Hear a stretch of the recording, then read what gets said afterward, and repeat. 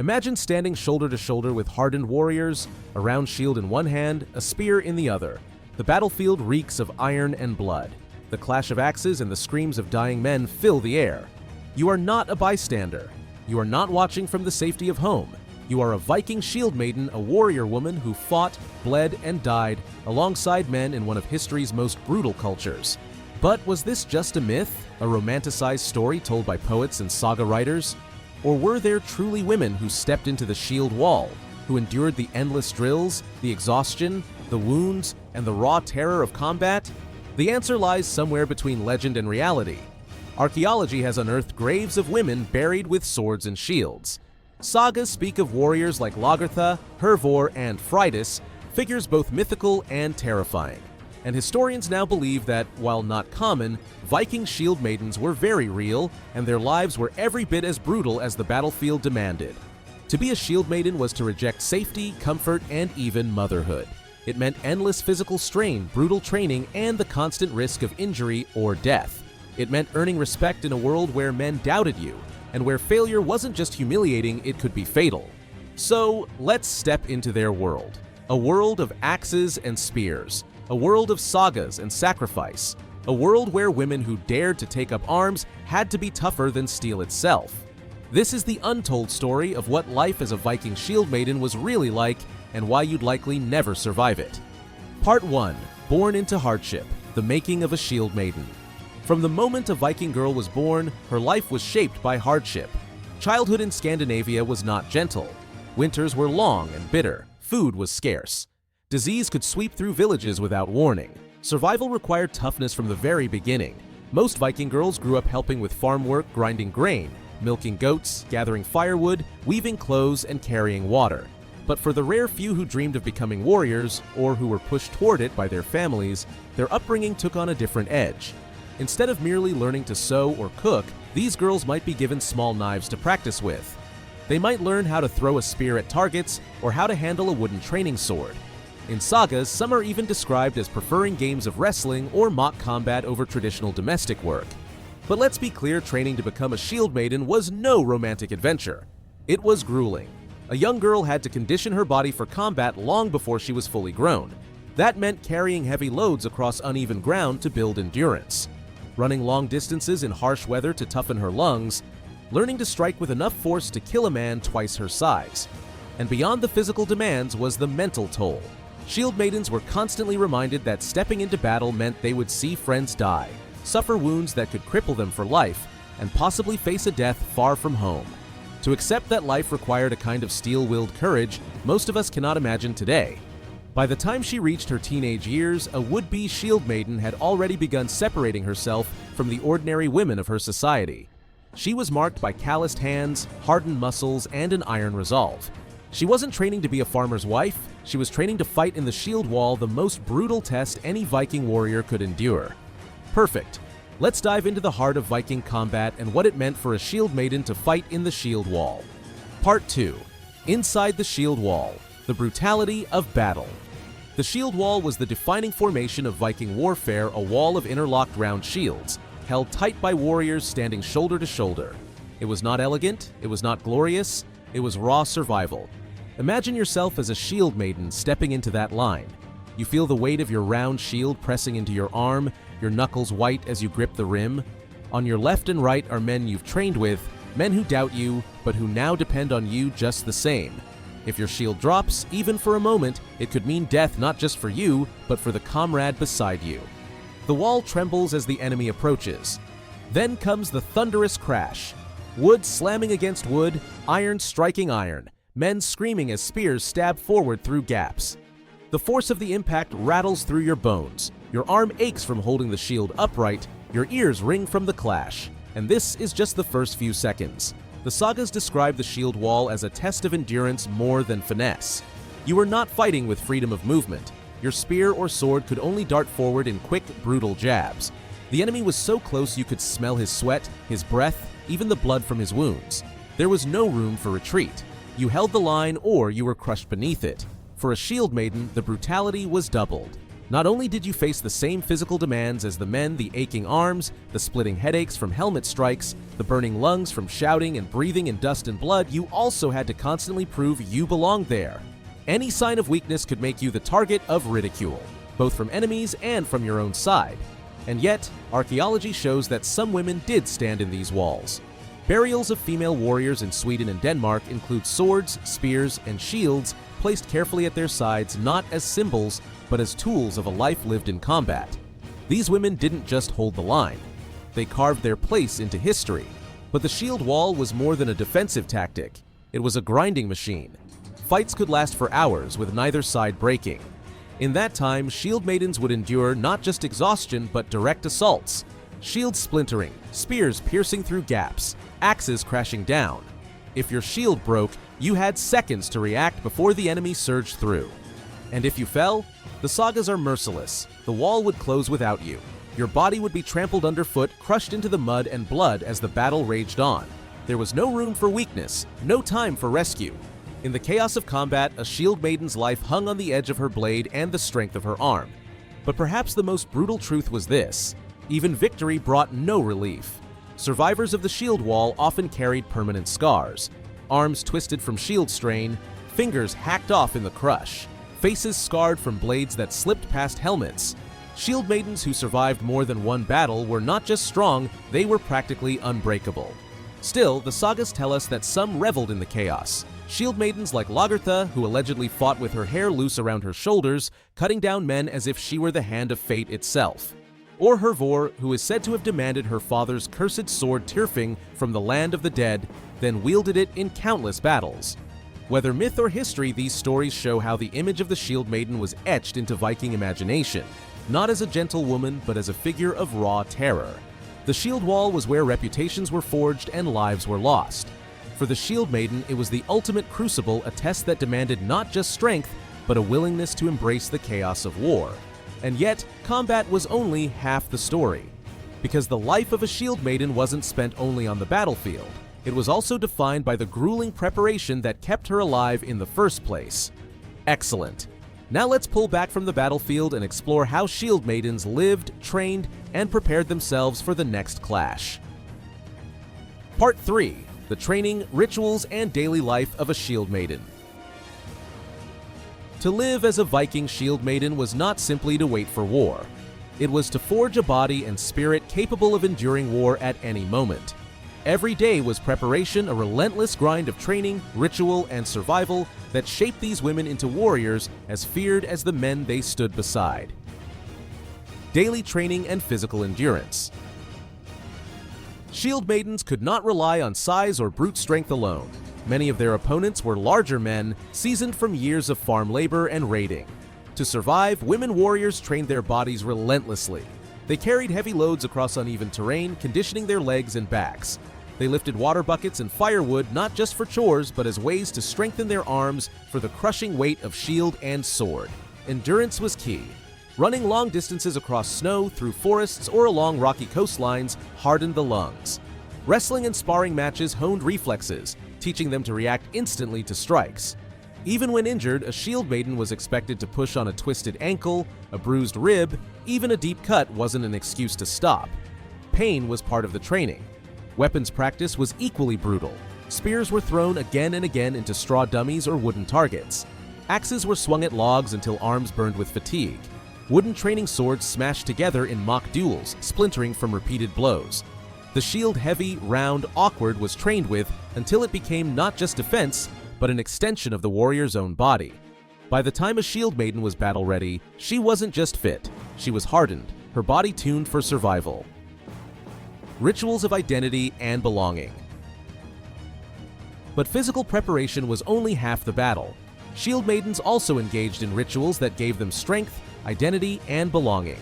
Some sagas describe warriors swearing oaths before battle, vowing not to retreat. For a woman, the oath was even heavier. It meant promising not only to face death, but to challenge every cultural expectation of her role.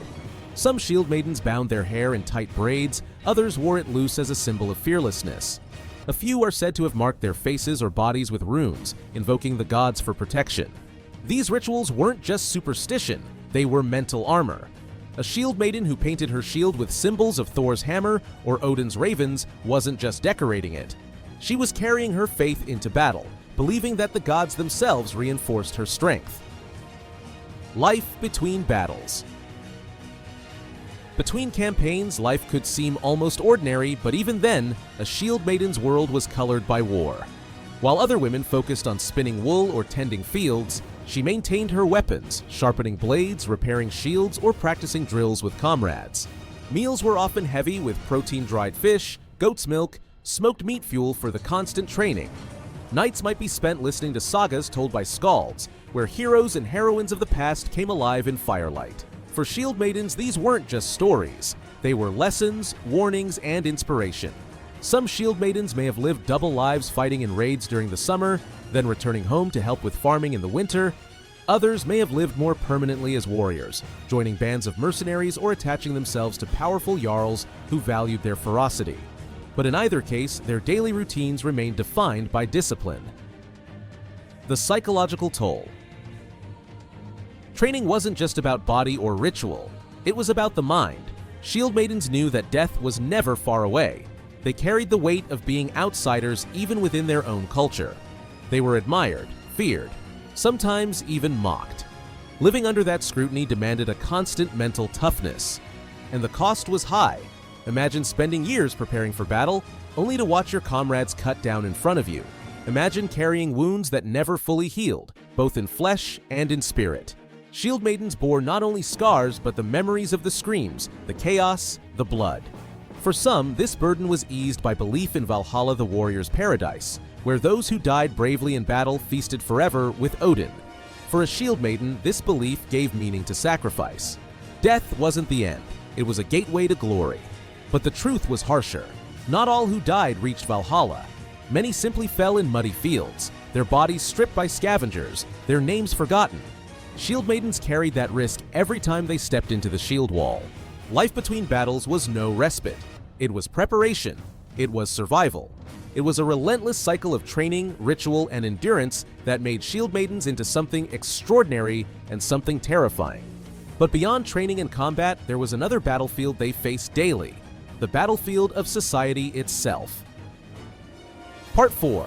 Breaking Boundaries. Shield maidens in society and myth. To truly understand the life of a Viking shield maiden, we must step beyond the battlefield and into the fabric of society. Because if the clash of steel and shield tested their bodies, it was society that tested their very existence.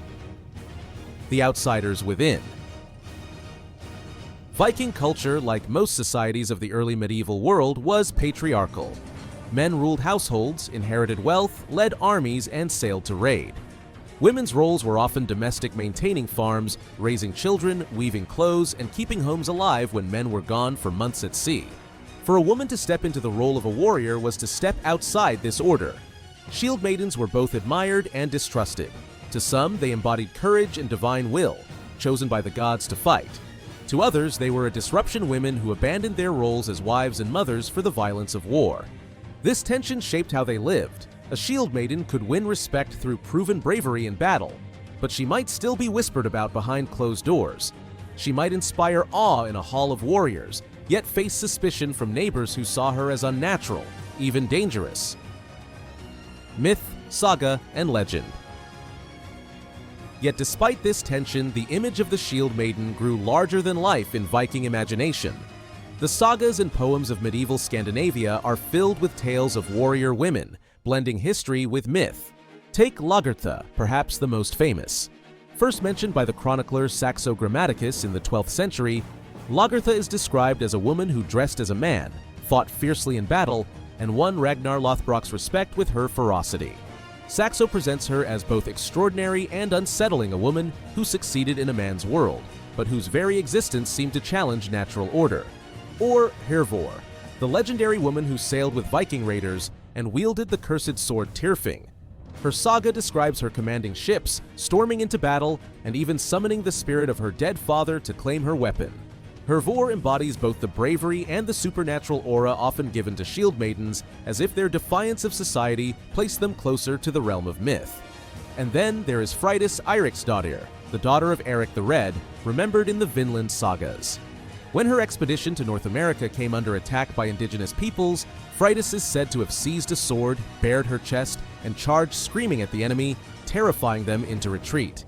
Was this history, embellishment, or outright myth? We may never know, but the fact remains. Viking storytellers celebrated her as a figure of raw, untamed ferocity. These sagas blurred the line between truth and legend. Some shield maidens certainly lived and fought, but others became symbols not just of warriors, but of something far greater. They embodied chaos, fate, even the will of the gods. Archaeology, the proof beneath the soil. For centuries, historians debated whether shield maidens were real or purely legendary. Many dismissed them as myths created by male poets, symbols of ideals rather than accounts of fact. But archaeology changed that. In 2017, researchers re-examined a famous Viking burial in Birka, Sweden. The grave, filled with weapons, a shield, 2 horses, and evidence of a high-ranking warrior's life, had long been assumed to belong to a man. But DNA testing revealed the remains were female. The warrior of Birka wasn't alone. Across Scandinavia, graves of women buried with weapons and warrior gear have been unearthed, suggesting that while shield maidens were not common, they did exist. They weren't the majority, they were the exception. But they were real enough to leave their mark. The double burden. For those who lived this life, the burden was immense. A male warrior could return from battle and find his role unchanged. He was still a farmer, a sailor, a husband, but a shield maiden lived between worlds. Too warrior-like to be seen as a traditional woman, too female to be fully embraced as one of the men. This double burden weighed heavily. Shield maidens were constantly tested in battle, in training, in reputation. To fail at any point could mean ridicule, isolation, or worse. The sagas may glorify them, but the reality was harsher. To live as a shield maiden meant living a life of endless struggle against both enemies and expectations. Legacy in Viking society. And yet, shield maidens endured. They left behind graves that challenge our assumptions, sagas that inspire awe, and legends that refuse to die. To their people, they were proof that courage wasn't confined to gender, it was written in blood and steel. But perhaps their greatest legacy lies in the way they unsettled their own world. Shield maidens forced their society to confront its own limits. They broke boundaries not through words, but through sheer survival. By now, we see the full brutality of their lives, the hardship of childhood, the savagery of battle, the grind of training, and the weight of social judgment. But to fully understand the shield maiden, we must look at the end of her story. How did these women face death? What did their bravery mean in a culture obsessed with the afterlife? Part 5. Death, Afterlife, and the Legacy of Shield Maidens. No Viking tale is complete without death. For the warrior, life was defined not just by how one lived, but by how one died. And for a shield maiden, this truth carried even greater weight. The warrior's death. In Viking belief, the battlefield was not just a place of blood and chaos. It was a stage upon which fate revealed itself. To fall in combat was not tragedy, it was triumph. A shield maiden who died with sword in hand was believed to be chosen, lifted by the Valkyries to the halls of Valhalla. Imagine the scene, a shield maiden, cut down after fighting through exhaustion and pain, her shield splintered, her body battered. In her last breath, she might have believed that her sacrifice was not the end, but the beginning of something far greater. But Valhalla was not the only destination. The Viking afterlife was varied and complex. Some believed warriors might go to Folkvanger, the meadow ruled by the goddess Freya, where half of the slain shared eternity in beauty rather than battle. Others feared the dishonor of dying in bed, of succumbing to disease or weakness, a death that might lead to hell, the shadowy realm of the dead. For a shield maiden, this fear was doubled. To die without honor meant not only losing her chance at Valhalla, but also proving her doubters right. Her entire life, she fought against the belief that she didn't belong. To die without valor risked erasing everything she stood for. Funeral rites of a shield maiden. When a shield maiden fell, her burial was more than a farewell, it was a declaration of who she was. Archaeology reveals Viking graves where women were buried with swords, spears, shields, and even horses. These burials tell us that their people recognized them as warriors, granting them the honors reserved for the brave. But not all shield maidens may have been treated this way. In some cases, their bodies might have been buried with fewer honors, depending on the community's acceptance of their role. This means every Shieldmaiden's funeral was not just a passage to the afterlife, but a final battle, the battle over how she would be remembered. And then, of course, there were the rituals. Fire played a central role in many Viking funerals. A Shieldmaiden's body might be laid in a ship and set aflame, her ashes carried by wind and tide into the unknown. Or she might be buried in a great mound, her weapons and treasures placed carefully at her side, a lasting mark on the land she defended. The myth of the Valkyrie. The Shieldmaiden's story doesn't end in death, because in Viking culture, her image became intertwined with the most fearsome and divine figures of all, the Valkyries. Valkyries were supernatural warrior maidens who chose the slain on the battlefield. They were beautiful, terrifying, and unearthly. They rode winged horses, bore shining spears, and swept the worthy to Valhalla. It's no coincidence that shield maidens and Valkyries blur together in Norse imagination. Real women who defied expectation became echoes of these divine figures. Some may have even been remembered as living Valkyries, mortal warriors so fierce that people believed the gods worked through them. The Valkyrie myth gave shield maidens both honor and danger. On one hand, it elevated them, transforming mortal women into eternal symbols of fate and glory.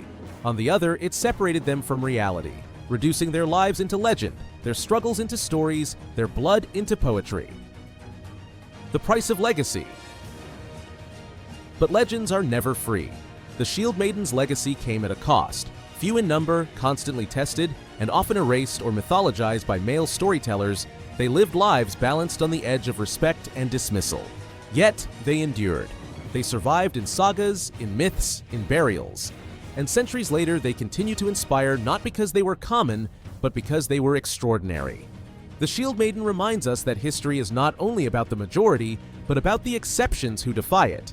She shows us that even in one of the most brutal societies in history, there was room, however narrow, however contested, for women to seize the sword and carve their place in legend. The brutal truth. And so, life as a Viking Shield Maiden was both brutal and extraordinary. Brutal in the childhood training that hardened their bodies. Brutal in the blood-soaked battles where they had to prove their worth again and again. Brutal in the judgment of a society that both admired and feared them. Brutal in the death that always loomed over them, promising glory for the few, oblivion for the many. But extraordinary in the courage it took to endure all this, to defy expectations, to wield the sword, and to walk a path most could not even imagine.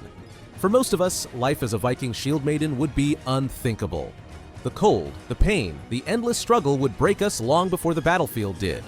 But for those few who lived it, their names, whether remembered in sagas, carved in runes, or whispered in stories, echo even now, more than 1,000 years later. Because Shield Maidens were more than warriors. They were symbols of defiance, courage, and the terrifying freedom of those who refuse to accept the roles the world gives them.